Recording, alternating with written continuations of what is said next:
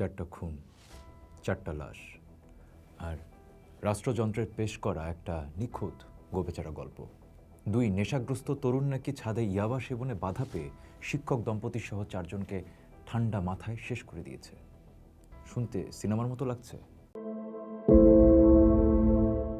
1950 সালে জাপানি পরিচালক আকিরা কুরাসাওয়া নির্মিত রাশোমন সিনেমায় একটা খুনের চারটা আলাদা বয়ান দেন চারজন সাক্ষী।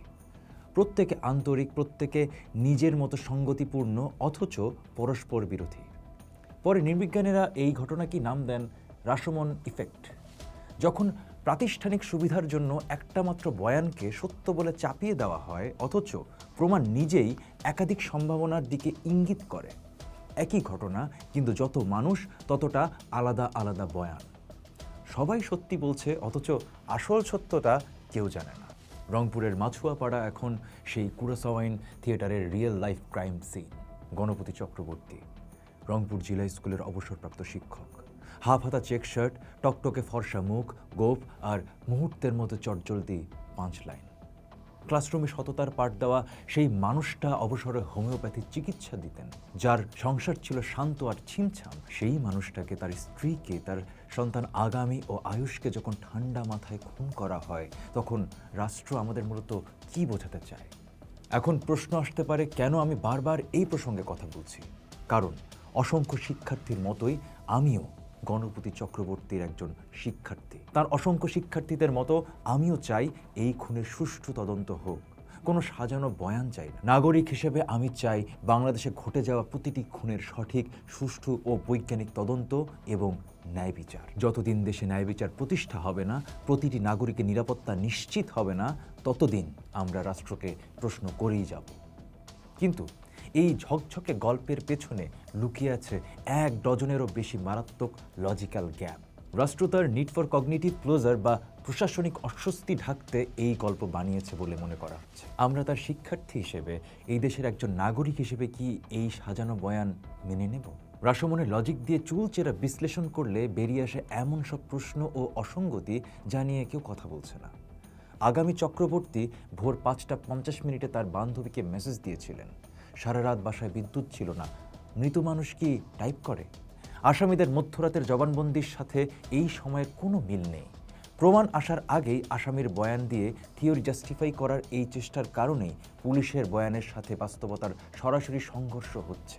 এই টেক্সট করার স্ক্রিনশট অথেন্টিক কিনা, এই সময়েরই কিনা, সেটার প্রমাণও কি পাওয়া গেছে? সিআইডি ল্যাবে ডিএনএ বা ফিঙ্গারপ্রিন্ট রিপোর্ট আসতে যেখানে ন্যূনতম 15 থেকে 30 দিন সময় লাগে, সেখানে পুলিশ কোন জাদু বলে কয়েক ঘন্টায় খুনি কনফার্ম করলো? সবচাইতে বিস্ফোরক প্রশ্নটি হলো, ময়না তদন্তে মা ও মেয়ের শরীরে যৌন নির্যাতনের আলামত বা বীর্য পাওয়ার যে তথ্য ফাঁস হয়েছে, তাকে প্রশাসন নিছক এড়িয়ে যেতে চাইছে কেন?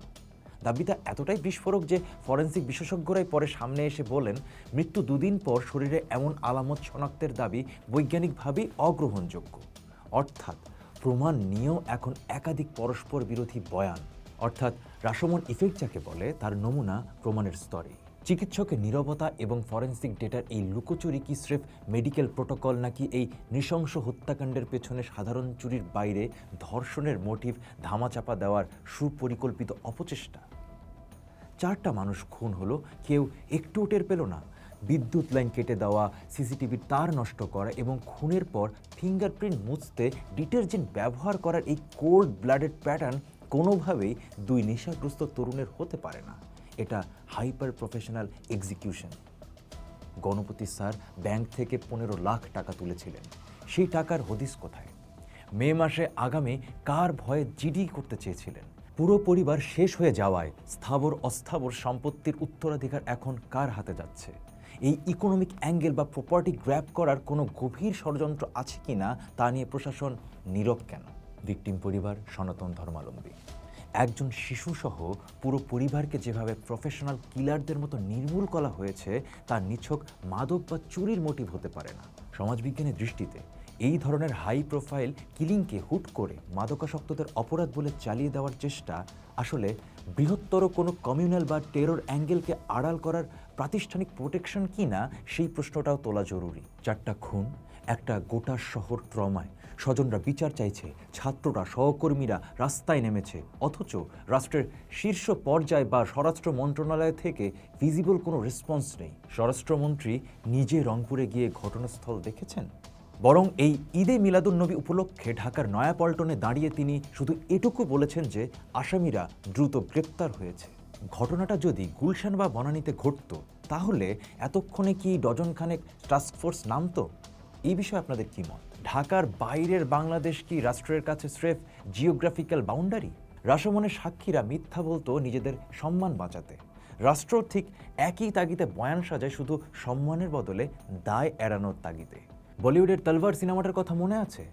2015 সালে মেঘনা গুলজার এই রাশমন ইফেক্টের কাঠামো ধরেই বানান তলবার। 2008 সালের নয়ডা জোড়া খুন নিয়ে, যেখানে উত্তরপ্রদেশ পুলিশ, সিবিআই এর প্রথম দল ও দ্বিতীয় দল প্রত্যেকে ভিন্ন সিদ্ধান্ত পৌঁছেছিল, কারণ প্রতিটি দল আগের দলের যুক্তির ফাঁক ধরতে ব্যর্থ হয়েছিল। আমরা কিন্তু এমন দাবি করছি না যে মুগ্ধ বা সিদ্ধার্থ জড়িত নন অপরাধের সাথে। আদালতে তাদের নিজেদেরই স্বীকারোক্তি আছে বলে পুলিশ বলেছে। তাই প্রশ্নটা তাদের নির্দোষিতা নিয়ে নয়, প্রশ্নটা হলো তাদের স্বীকারোক্তির চারপাশে রাষ্ট্র যে ব্যাখ্যাটা এত দ্রুত সিল মেরে দিল, তার প্রতিটা ফাঁক ঠিক কার সুবিধার জন্য রয়ে গেল সেটার কোনো উত্তর নেই। এই প্রশ্ন তোলাটা অভিযোগ নয়, দাবি।